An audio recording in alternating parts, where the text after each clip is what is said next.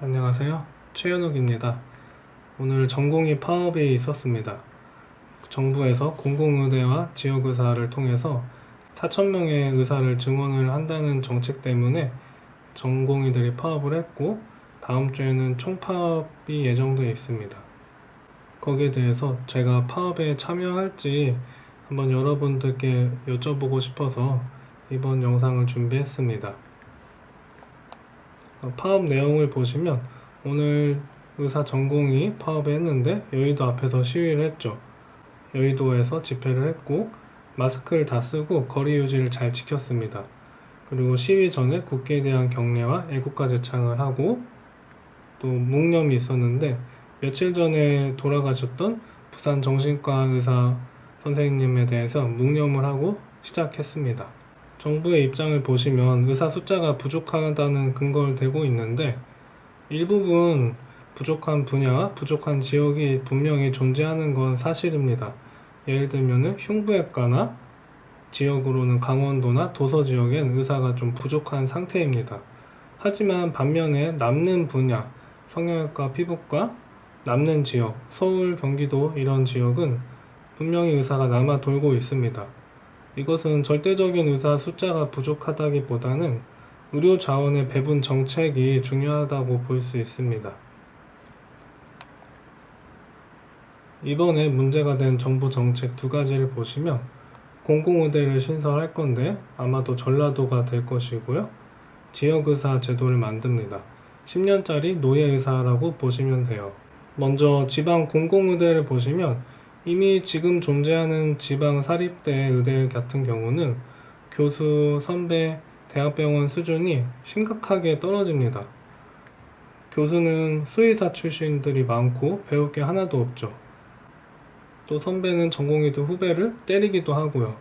그래서 똑똑한 선배들은 다들 탈출해서 서울의 대형병원으로 다 탈출했습니다.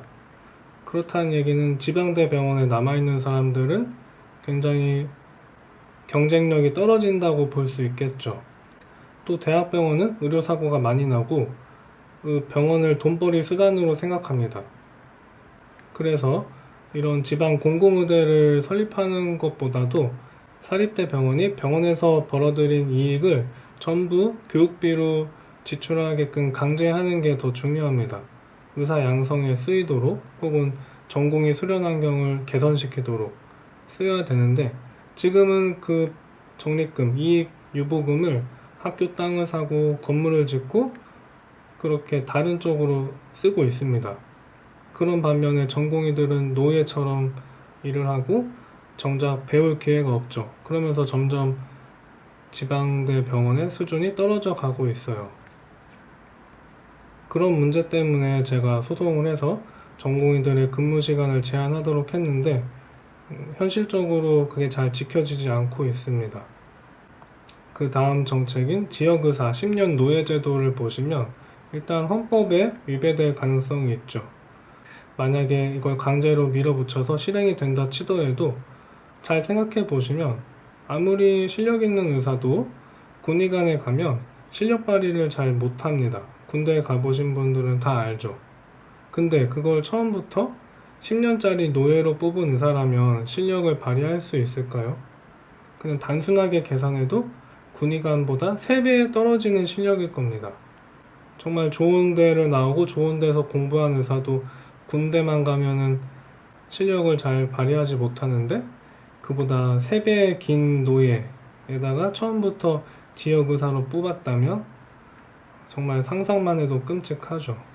그래서 지금 정부가 말한 정책대로면 지방의 의료 격차를 그런 문제를 해결이 가능한가 생각해 보시면 단기간에 의사 숫자 확보는 가능하겠지만 퀄리티는 올릴 수가 없습니다.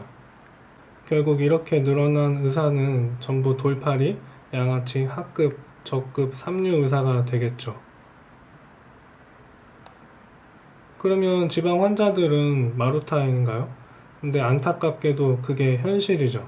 왜냐하면 지금 지방 환자들이 이런 상황에서도 정부 정책을 크게 반대하지 않고 있습니다. 이때 생각나는 문구가 있는데 모든 국가는 그 수준에 맞는 정부를 갖는다라는 출처가 불분명한 말이 있습니다. 사실 이런 개념은 플라톤의 국가라는 책에 나오는데, 플라톤은 스스로 통치를 거부할 때 그들이 받는 가장 큰 벌은 자기들보다 못한 자들의 통치를 받는 것이다 라고 얘기를 했습니다. 내용이 비슷하죠. 또 몽테스키우의 법의 정신과 예링의 권리를 위한 투쟁에도 비슷한 내용이 있는데, 이 법의 정신의 내용은 뭐냐면, 예를 들면 중국인들이 게으르면 전제 왕권이 적합하다.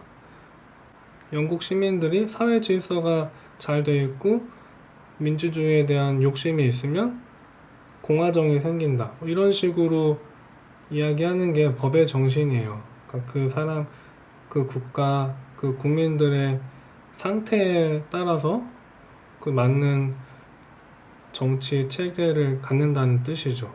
그것도 이 말과 같은 의미입니다. 또한 예링의 권리를 위한 투쟁에서는 만약에 지금 정부에 불만이 있고 내 권리가 침해받으면 투쟁을 해서 그걸 바꿔야 한다는 내용입니다. 그래서 만약에 투쟁을 하지 않고 그런 부당한 대우를 참는다면 그게 그런 차별 대우가 자연스럽게 정당화된다는 거죠. 그래서 잘못된 거에 있어서는 적극적으로 반대 의견을 내야 된다는 뜻이에요.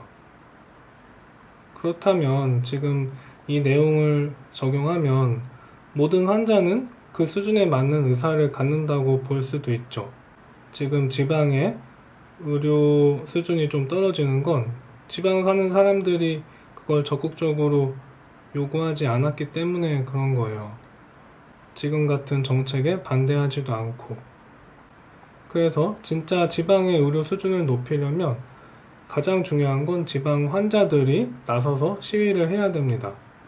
의사들이 우리들의 권리를 침해하지 말라고 할 게 아니라 지방 환자 여러분들 깨어나십시오. 그러다가 다 죽습니다. 라고 알려줘야 됩니다. 그렇게 해서 구체적으로 어떤 해결책이 가능하냐면 직접 정부나 지자체에서 공립병원을 세우면 좋을 것 같고, 그리고 사립병원의 경우 응급의학과나 산부인과 같이 적자가 필수적으로 나타나는 과들에 대해서 그 손해를 보전해주고 지원해주는 게 좋을 것 같고, 도서 지역에는 의사 자체를 거기에 배치하는 것보다 환자 수송 체계가 더 중요할 것 같습니다. 도서 지역의 환자 입장에서 생각을 해보면 지역의사 10년짜리 노예의사가 집 앞에 있는 것보다 좋은 병원에 빨리 갈 수 있게 지원을 해주는 게 더 좋을 것 같습니다. 그래서 응급의료 체계가 중요한데 이미 그런 제도가 있죠. 우리가 잘 아는 이국종 교수님을 보시면 외상센터도 있고 예산도 준다고 했지만 앞에서 정치인들이 얼굴 마담으로 이용해서 표를 받아놓고 뒤에서는 예산을 아끼려고 환자를 그쪽으로 보내지 않도록 방해합니다. 그래서 그냥 지금에 있는 제도들을 잘 활용만 해도 이런 문제들을 다 해결할 수가 있어요. 아무튼 제가 처음에 질문 드렸던 제가 파업을 참여할지를 한번 다시 보시면 이번에 의사협회에서 파업하는 원칙부터 보시겠습니다. 일단 가장 중요한 인공신장실이나 권역응급실이나 지역별로 대표적인 병원들은 남겨뒀습니다. 그리고 저의 상황은 강원도 인제군에 있고 차량으로 40분 거리에 다른 의원이 하나도 없이 저 혼자 있습니다.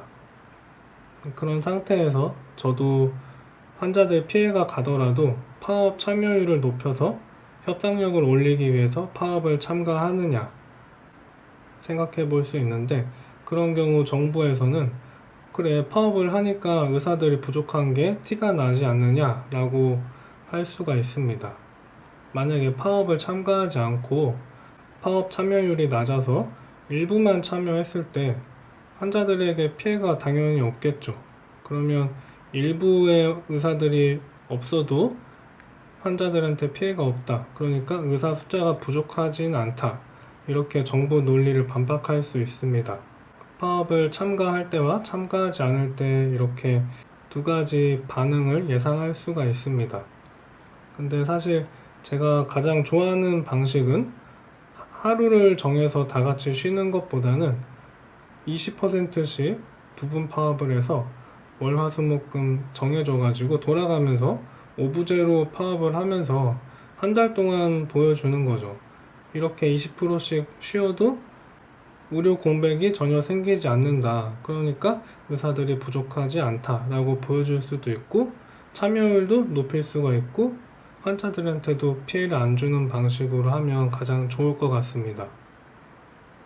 사실 다른 걸 다 떠나서 정부에서는 이 파업을 막을 수가 없는데, 왜냐하면 8월 17일을 임시 공휴일로 하라는 근거가 의사들 덕분에 코로나를 극복했다고, 의료진들 덕분에 이러면서 고생하셨으니까 하루 쉬세요 라고 8월 17일을 쉬라고 했으면 조금 더 고생하신 분들은 8월 14일도 쉴 수 있는 거거든요.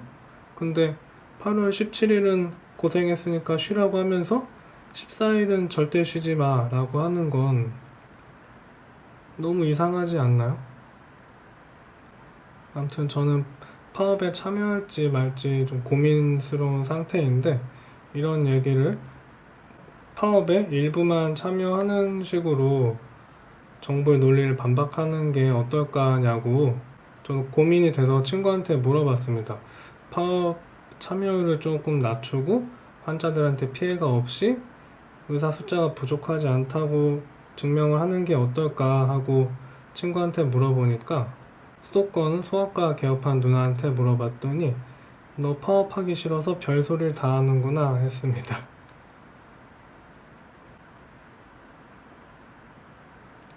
아무튼 저는 댓글에서 많은 사람들이 추천하는 쪽으로 파업 참가 여부를 결정하겠습니다. 감사합니다.